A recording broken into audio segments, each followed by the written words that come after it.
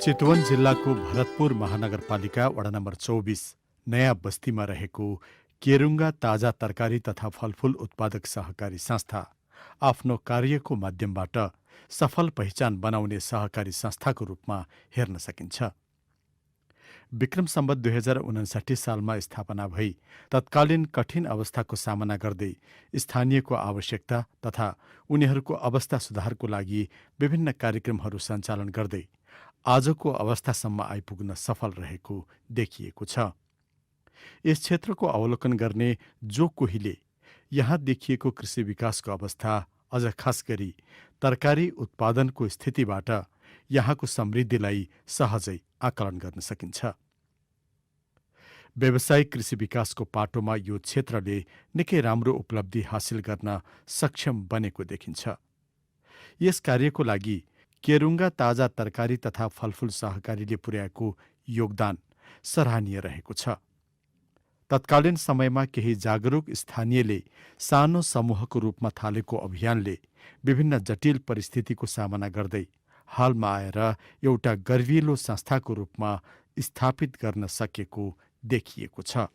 समूहको रूपमा हामीले 25 जनाबाट सुरुवात गऱ्यौँ र समूहको रूपमा सुरुवात गरेका थियौँ। हामीले तरकारीलाई पनि एउटा बाटोमा एउटा काँटा झुन्याएर त्यसरी लैजानुपर्ने अवस्था, त्यसरी सुरुवात गरिरहँदाखेरिमा यहाँसम्म आइपुग्दा अब धेरै कुराहरू अहिले त तपाईँको तरकारीलाई लानलाई व्यापारी पनि अहिले प्राइभेट व्यापारीहरू पनि धेरै आउनुहुन्छ र किसानलाई बेच्नलाई पनि भाउ बिहान हामीले 8 बजेभित्रमा हामी बिहानको तरकारीको भाउ चाहिँ हामीले किसानलाई आजको मूल्य कति हो भन्ने कुराहरू हामीले बिहान 8 बजेभित्रमा हामीले सर्कुलर गरिसक्छौँ। पैसा नभएर कुनै किसानले तरकारी खेती गर्न नसक्ने किसानलाई हामीले 3 महिनासम्म उधारो, 3 महिना भनेको एक सिजन हुन्छ, एउटा बाली उत्पादन हुन्छ। त्यो बाली उत्पादन भएको बाली बेचेर पैसा ल्याएर बुझाएर लान सक्ने एउटा पसलबाट त्यो गरेका छौँ।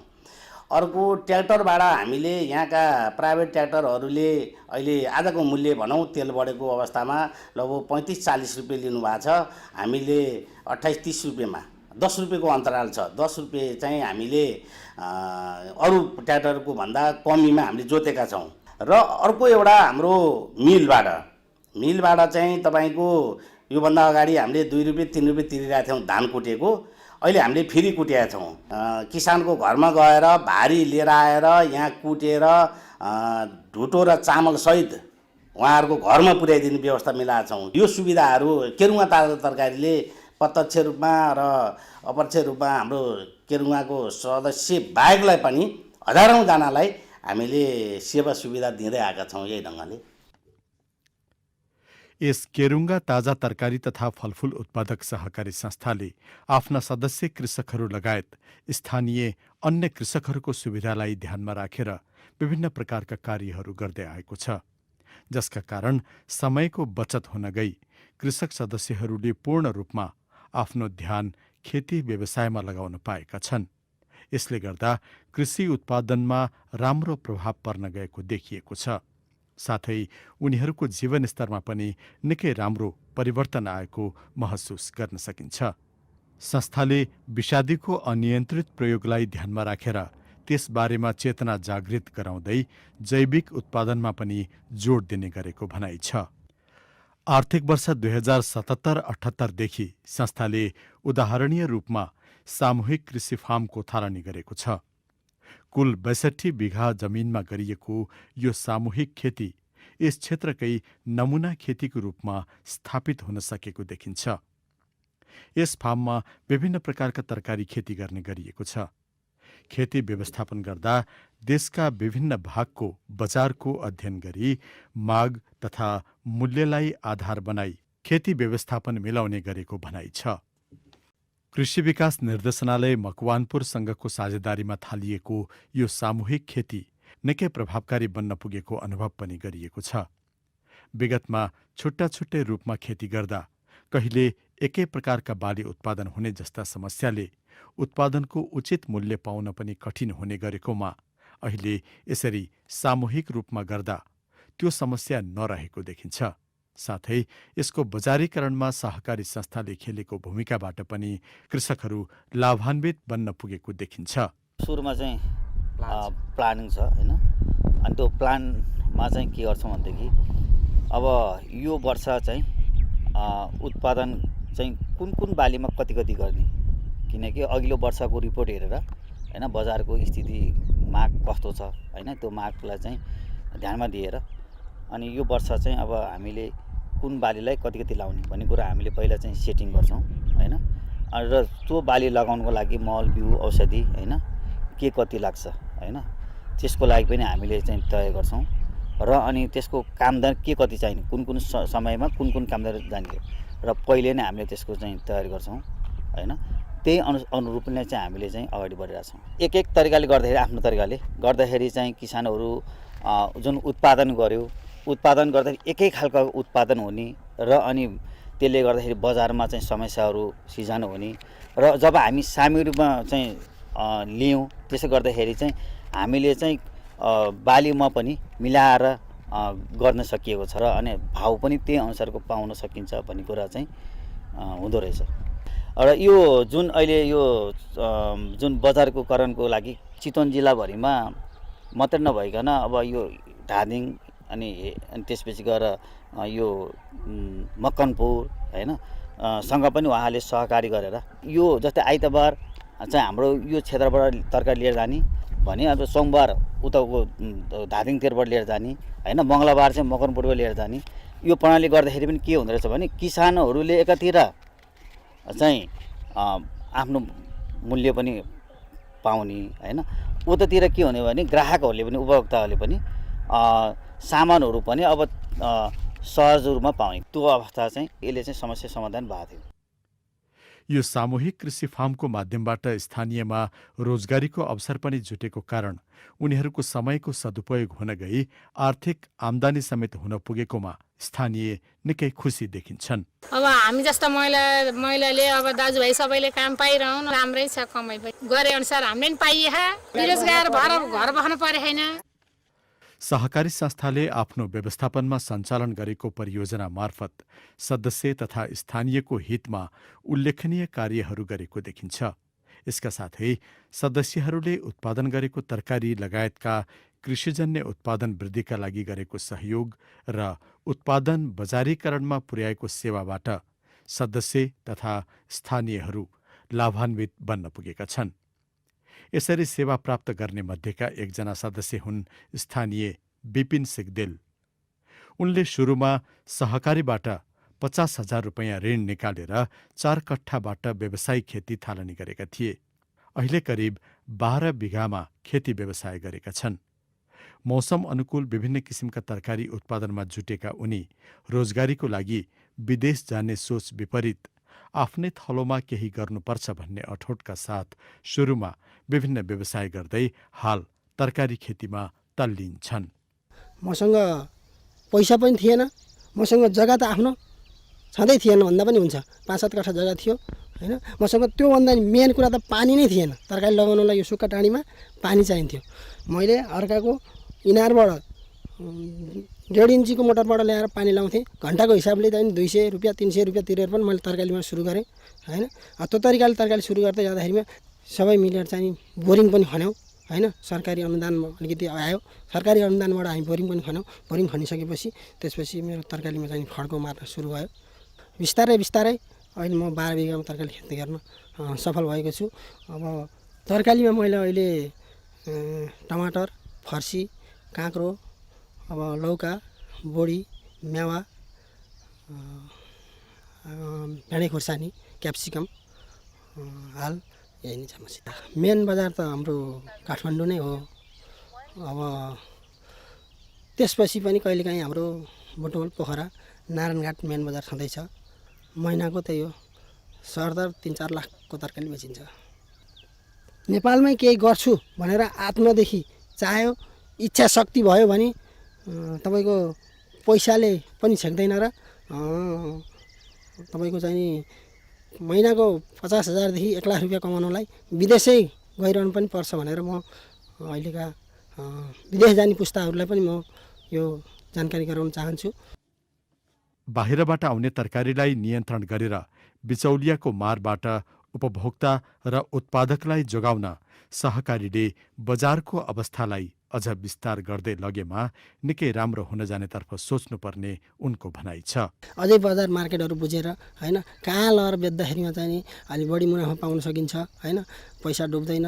अनि त्यसपछि अरू गाडीहरू पनि थपेर किसानको सम्पूर्ण तरकारी अरूले कमिसन खाएर सस्तोमा उठाइरहेको अवस्थामा सहकारीले सकेसम्म महँगोमा रेटमा पारिदिएर होइन, किसानसित जस्तै अहिले 30 रुपियाँ किलो टमाटर छ भने 30 रुपियाँ किलोको टमाटर उठाएर उपभोक्ताले चाहिँ 40 रुपियाँ किलो मिनिमम अथवा 35 रुपियाँ सकिन्छ भने उहाँ चाहिँ त्यसरी न्यूनतम बिचको डिस्टेन्स राखेर त्यसरी तरकारीहरू पाउने वातावरण अझै सिर्जना गरिदिए, इन्डियन तरकारीहरू चाहिँ रोक्ने वातावरण सिर्जना गरिदिए, नेपालमा जति उत्पादन गरेको नि यहीँ खपत हुन्छ, किसानले चाहिँ उचित मूल्य पाउने, बिचौलियाहरूले चाहिँ धेरै मुनाफा खान नपाउने। अब म एकचोटि कारणवश केरा किन्न भनेर पसलमा पुगेको थिएँ। त्यो दिन हाम्रो यहाँ सिमीको रेट 50 रुपियाँ थियो, त्यही पनि एकजना साथीले त 40 रुपियाँ भन्न भ्याउनु भएको थियो। 50 रुपियाँमा हामी यहाँ सिमी बेच्दै थियौँ, त्यहाँ किन्ने उपभोक्ताले चाहिँ 150 रुपियाँ किलो सिमी किनिरहेको अवस्था थियो नजिकै चनौली बजारमा। जबकि यहाँबाट 5 किलोमिटर पर यो बारीबाट चाहिँ नि 50 रुपियाँ किलो हामी सिमी बेच्दै गर्दा त्यहाँ 150 रुपियाँ किलो उपभोक्ताले खान परिरहेको अवस्था, त्यो अवस्था चाहिँ हटाउनु सक्नु पर्यो कि। हाल केरुङ्गा ताजा तरकारी तथा फलफूल उत्पादक सहकारी संस्था मार्फत मिलेको सहयोगले यस क्षेत्रका सदस्य तथा कृषकहरूले धेरै राम्रा कार्यहरू गर्न सकेको बताउने संस्थाकी एकजना सदस्य पार्वती पौडेल पनि व्यावसायिक तरकारी खेतीबाट धेरै उपलब्धि मिलेको सुनाउँछिन्। सुरुवाती समयमा विभिन्न कठिनाइ रहेको भए पनि अहिले त्यो सबै ठिक हुँदै गएको बताउने उनले अहिले करिब 4-5 बिघामा तरकारी खेती गर्दै आएकी छिन्। पहिला यहाँ केही सिँचाइको व्यवस्थै थिएन, अनि हामीले व्यक्तिगत आफ्नै इनार खनेर त्योबाट सुरु गरेर अनि बल्ल हामीले पहिला यहाँ तरकारी खेती लाउन सुरु गरेपछि अनि सबैजनाले आफ्नो आफ्नो घरमा इनार खन्नुभयो, अनि धान रोप्ने, तरकारी खेतीहरू लाउने, मकै लाउने त्यहाँबाट सुरु भएको हो। अनि बल्ल हरियाली राम्रो अनि सरकारीहरू अहिले हामीले यहाँ 1 बिघा जति छ, यसमा करेला, काँक्रो, लौका ऊ छ, अनि टमाटर, अनि यता छ 1 बिघामा, अनि त्यता 1.5 बिघामा छ, त्यता चाहिँ करेला, टमाटर, घिउसिमी, अनि उताको 1 बिघामा लौका र टमाटर। तरकारीमा अब पैसा नि छिटो लिन पाइने, छिटो फल्ने, अनि छिटो आम्दानी हुने। सरकारीबाट अब त्यही मोलबिउ लिनको फाइदा भयो। अनि अब सरकारीले कुनै बेलाहरू अब आफूलाई नभएको चिजहरू नि दिन्छ, अनि अब पैसाहरू चाहिएको बेलामा नि दिन्छ। अन्य महिलाहरूलाई पनि खेती व्यवसायमा लागेर आय आर्जन गर्न सुझाउने उनी जस्तै तरकारी खेती व्यवसायमा जुटेकी अर्की सदस्य हुन् एक कुमारी हमाल। निकै अघिबाट नै उनी पनि तरकारी खेती व्यवसायमा लागेकी हुन्। हाल केही जमिन भाडामा समेत लिएर खेती गर्दै आएकी उनले केहीलाई रोजगारी समेत दिन सक्षम बनेकी छिन्। साथै यसबाट मिल्ने आम्दानी पनि धेरै राम्रो रहेको सुनाउँछिन्। अहिले 3 बिघा लगाएको छ र 8 कट्ठा बोडी छ। 5 कट्ठालाई टमाटर लाठामलाई खुर्सानी बिउ ठिक हुनुला तयार हुनुला। 10 कट्ठा करेला, 10 कट्ठा लौका, 5 कट्ठा काँक्रा, 5 कट्ठा सिमी छ। हामीलाई बेच्न केही समस्या छैन। घरमै आउनुहुन्छ, घरमै काटा गरेर बिल बनाएर लानुहुन्छ। अब काठमाडौँ लानुहुन्छ होला, लोन चाहिए बेला लोन पनि सहयोग गर्नुहुन्छ। महिनाको अब हजुर 5-6 लाख 7-8 लाख भन्नुहुन्छ सर। अब सधैँ 1 लाख भाउ हुन्न है, कोही बेलामा सस्तो हुन्छ, कोही बेला महँगो हुन्छ। सहकारी संस्थाले स्थानीय आवश्यकतामा आधारित विभिन्न सेवाहरू सहकारी मार्फत नै जुटाएको छ। कटानी, पिसानी, ढुवानीको लागि यातायातको सुविधा, खेती व्यवसायमा आवश्यक कृषि सामग्रीको उपलब्धता आदि विभिन्न सेवा तथा सुविधालाई स्थानीयमै उपलब्ध गराएर समयको बचतको साथै खर खाँचोमा सहयोग समेत गर्ने गरेको देखिन्छ। केरुङ्गा ताजा तरकारी तथा फलफूल उत्पादक सहकारी संस्थाले पुर्याएको सहयोगबाट स्थानीयमा शिक्षा, स्वास्थ्य लगायत जीवनस्तर सुधारमा पनि धेरै राम्रो प्रगति हुन पुगेको स्थानीय वडा अध्यक्षको भनाइ छ। प्रत्येक घरसँग जोडिन मद्दत गर्दो रहेछ सहकारीले। यसले चाहिँ उत्पादन गरेर चाहिँ उत्पादक बनाउन दिने, स्वरोजगार बनाउने, यो त धेरै राम्रो रहेछ। हाम्रो अब आउने जेनेरेसनले यसलाई बुझेर प्रत्येक स्वरोजगार बनाउन नि सकिन्छ र आज त्यही तरकारी कारणले आज चाहिँ अब पक्की घरहरू ठडिएछन्। आज स्कुलहरू विभिन्न बोर्डिङको 5-7वटा बसहरू यही एरियामा आएर घुम्छन्। आज यो अवस्था ल्याएको चाहिँ म केरुङ्गा ताजा तरकारीले भन्छु। यस केरुङ्गा ताजा तरकारी तथा फलफूल उत्पादक सहकारी संस्थाले विभिन्न सरोकारवाला निकायसँगको समन्वय र सहकार्यमा पनि जोड दिएको देखिएको छ, जसका माध्यमबाट संस्थागत विकासमा ठूलो टेवा पुग्नुको साथै सदस्यहरूलाई समेत लाभ मिल्न गएको छ। हाल संस्थामा करिब 400 सदस्यहरू रहेका छन्। सामूहिक कृषि फार्म लगायत संस्थाबाट सञ्चालित विभिन्न कार्यमा स्थानीयलाई रोजगारी समेत मिलेको देखिएको छ भने संस्थाले हाल 9 जना कर्मचारीको सहयोगमा व्यवस्थापनको कार्य सम्हाल्दै आएको पाइन्छ। संस्थाको आर्थिक पक्षमा चाहिँ हामीसित अहिले सेयर सदस्य भनेको संस्थामा 400 जना हुनुभएको छ अहिले।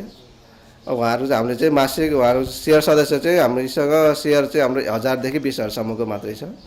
त्यसमा चाहिँ हामीले सेयर पुँजी भनेको हामीसित अहिले 21 लाख भएको छ। उहाँहरूबाट हामीले मासिक 200 रुपियाँ चाहिँ बचत लिने गरेका छौँ।